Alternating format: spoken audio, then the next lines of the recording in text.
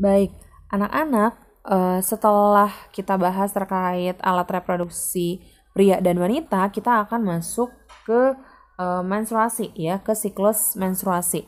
Nah, perlu diketahui bahwa di siklus menstruasi ini ada 4 tahapan.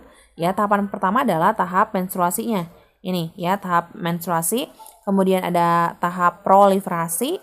Ya, proliferasi di sini merupakan fase di mana folikel mulai berkembang ya, mulai berkembang, kemudian ovum mulai matang ya.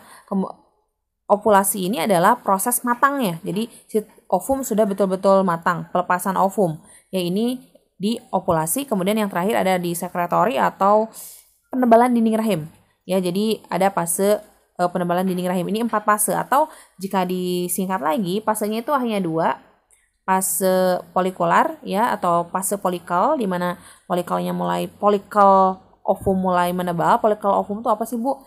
Folikel tuh kita ibaratkan seperti kantong ovum. Jadi ovum dikantongin sama folikel. Jadi folikel ini mulai membesar sampai akhirnya nanti pecah. Itu fase folikular. Kemudian ada fase luteal. Nah, ini kalau fase luteal itu fase di mana dinding rahim mulai menebal ya. Kenapa disebut luteal? Karena yang mengeluarkan atau merangsang estrogen progesteron pada penebalan dinding rahim adalah corpus luteum. Nah, jadi dari kata luteum akhirnya jadi luteal.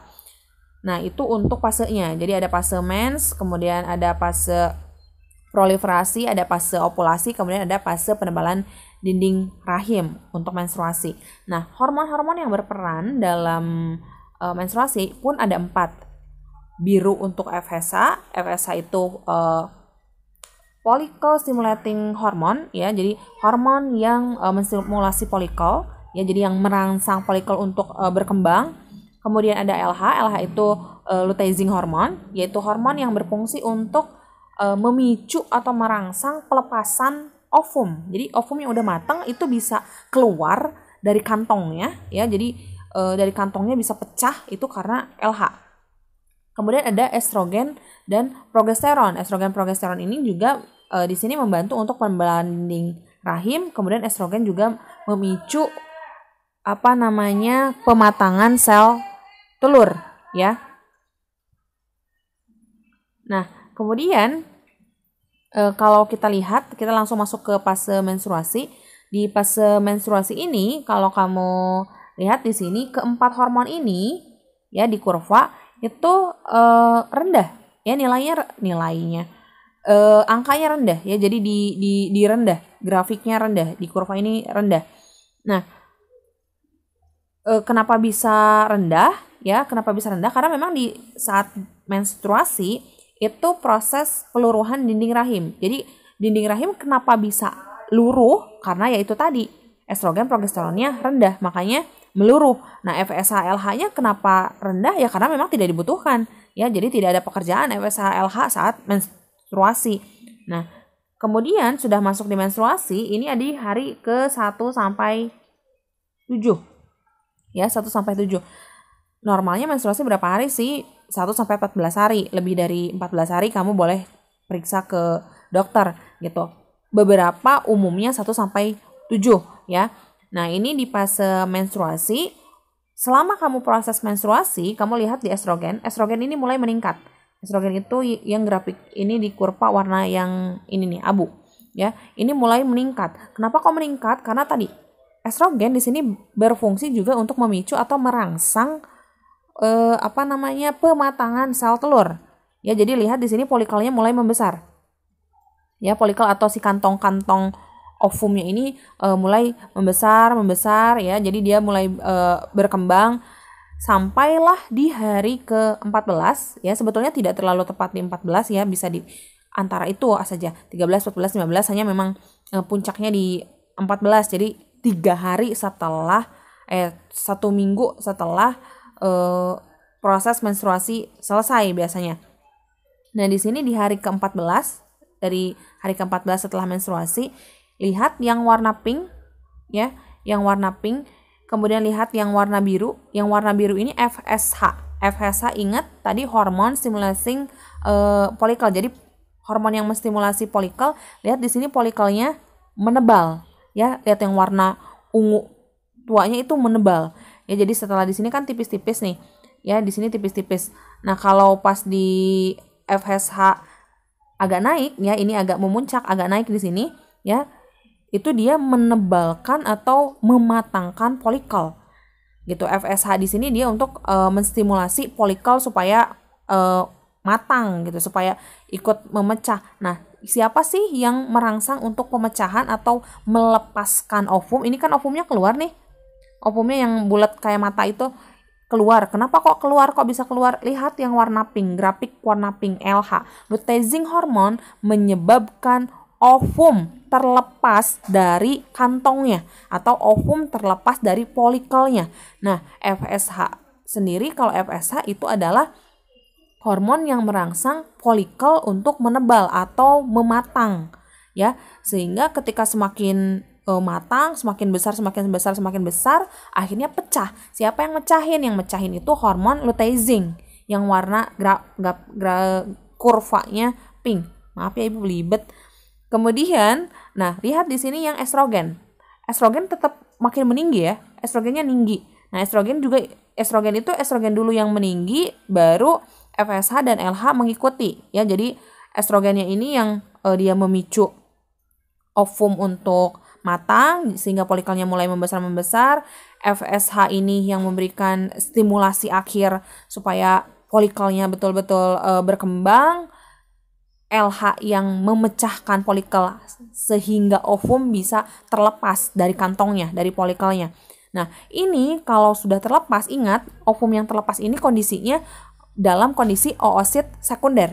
Ya, kalau kamu masih ingat kemarin di oogenesis, ya, oosit sekunder. Ini yang keluar oosit sekunder. Maka di sini sudah mulai terjadi penebalan dinding rahim.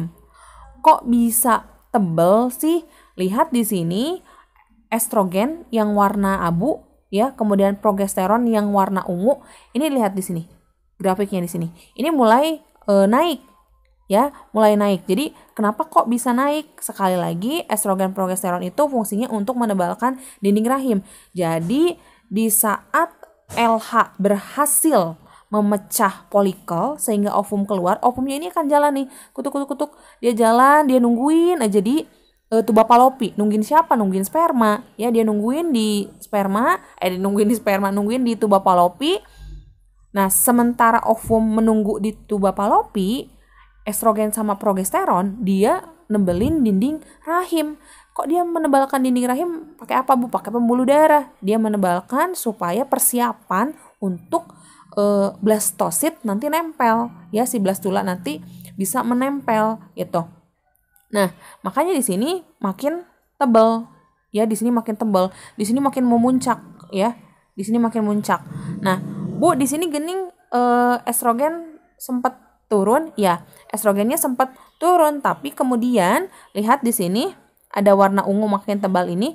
Ini namanya sudah masuk ke korpus luteum. Ya, korpus luteum itu tadi, korpus luteum itu adalah kantong yang sudah ditinggalkan ovum.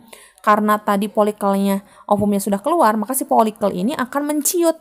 Dia menciut, ya, akhirnya membentuk korpus luteum. Nah, korpus luteum ini yang merangsang ovarium untuk mengeluarkan estrogen progesteron. Jadi akhirnya meningkat lagi.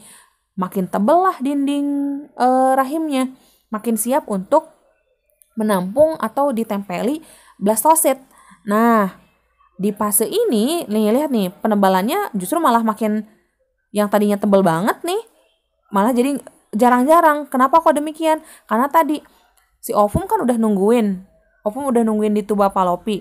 Dia nungguin aja. Terus ternyata spermanya nggak ada nih. Ya, si sperma itu tidak ada. Akhirnya si ovum ini kan bergerak. Tuba Fallopi itu punya silia ya. Jadi punya silia, punya rambut-rambut halus yang membantu untuk pergerakan si ovum. Akhirnya ovumnya si oosit itu, oosit sekunder itu akhirnya meluruh, ya. Jadi karena tidak ada spermanya nggak ada. Nah, karena tidak terjadi pembuahan, tidak terjadi fertilisasi, nggak ada yang namanya blastosit, akhirnya di sini estrogen progesteron yang sudah ningkat nih di sini dia turun, ya, grafiknya menurun. Nah, karena estrogen progesteronnya menurun, maka dinding rahimnya pun mulai meluruh. Ini adalah di hari ke-28. Kalau udah ke hari 28, estrogen progesteronnya mulai nurun, kembali lagi nih ke hari pertama. Lihat lagi ke sini. Ya, masuk lagi ke fase menstruasi. Ya, terus seperti itu. Ya, jadi terus seperti ini biar nggak bingung. Ya, jadi terus seperti itu.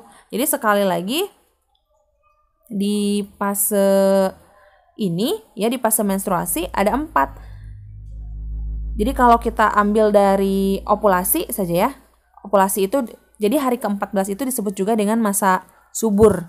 Ya, kenapa disebut masa subur? Karena di hari ke-14 itu terjadi ovulasi. Ovulasi artinya dikeluarkannya atau matangnya ovum. Jadi ovum itu matang. Jadi oosit sekunder berhasil dikeluarkan dari folikel dan dia nongkrong di tuba Fallopi ya, menunggu sperma. Jadi kalau misalkan sperma datang, nah itu bisa terjadi fertilisasi sehingga berkembang menjadi zigot, morula, blastosit ya, blastula, akhirnya jadi janin ya, gitu.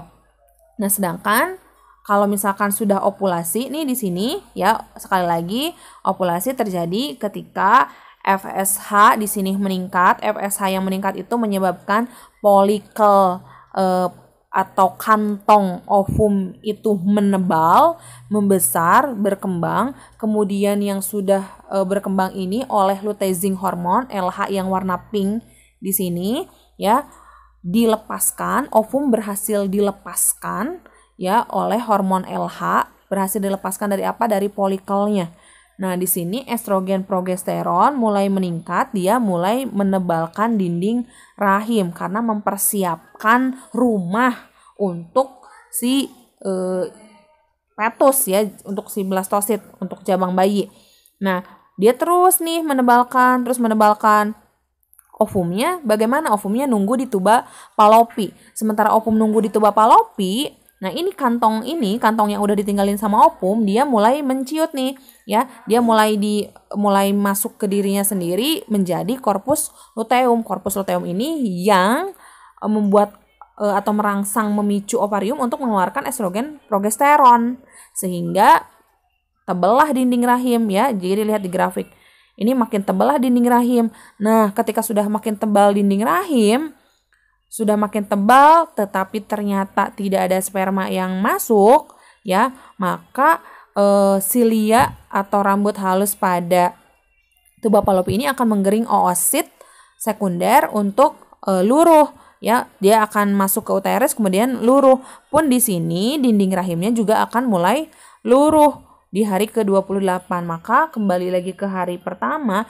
maka mulailah luruh ya, karena estrogen progesteronnya menurun. Kok bisa nurun? Ya karena tidak terjadi proses fertilisasi, nggak ada blastosit yang nempel di dinding rahim, begitu. Ya, itu untuk proses menstruasi. Nah, jadi kenapa kok menstruasi bisa sakit?